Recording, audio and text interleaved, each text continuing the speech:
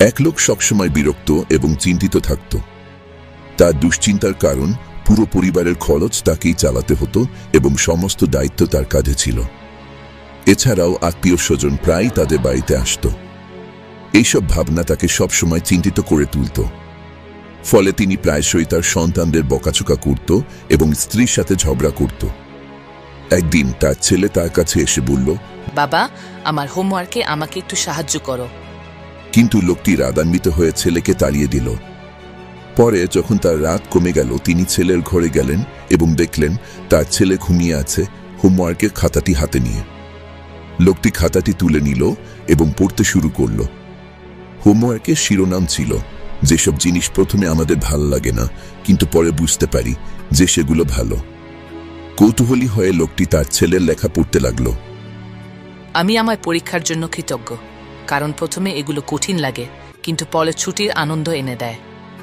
আমি তেতো ওষুধের জন্য কৃতজ্ঞ, কারণ সেগুলো প্রথমে তেতো লাগে কিন্তু পরে অসুখ সারিয়ে তোলে। আমি অ্যালার্ম ঘড়ির জন্য কৃতজ্ঞ, কারণ প্রথমে ওটা বিরক্তিকর কিন্তু আমাকে প্রতিদিন সকালে জাগিয়ে তোলে এবং জানায় যে আমি বেঁচে আছি।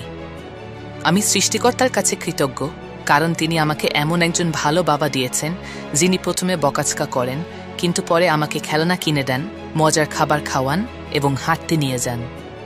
ছেলের লেখা পড়ে লোকটির মন বদলে গেল। তার সন্তানের কথাগুলো বারবার মাথায় ঘুরছিল।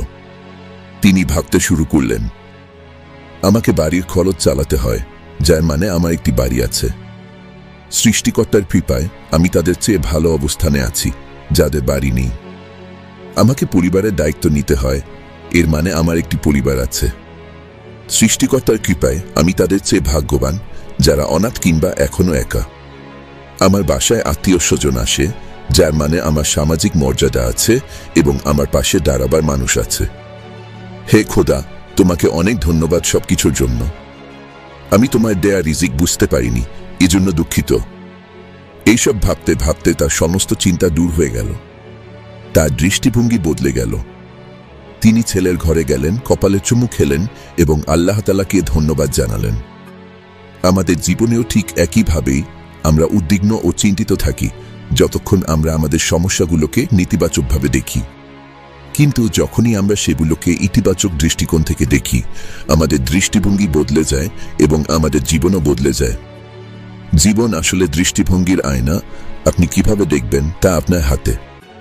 আপনার পরিস্থিতি নিয়ন্ত্রণ করার ক্ষমতা নেই, কিন্তু আপনি কিভাবে দেখবেন তা নির্ভর করে আপনার দৃষ্টিভঙ্গির উপর। আশা করি এই গল্প থেকে আপনারা কিছু মূল্যবান শিখতে পেরেছেন। গল্পটি শেয়ার করুন। আর এই ধরনের গল্প যদি আপনার ভালো লাগে তবে আমাদের চ্যানেলটি সাবস্ক্রাইব করতে পারেন। ধন্যবাদ।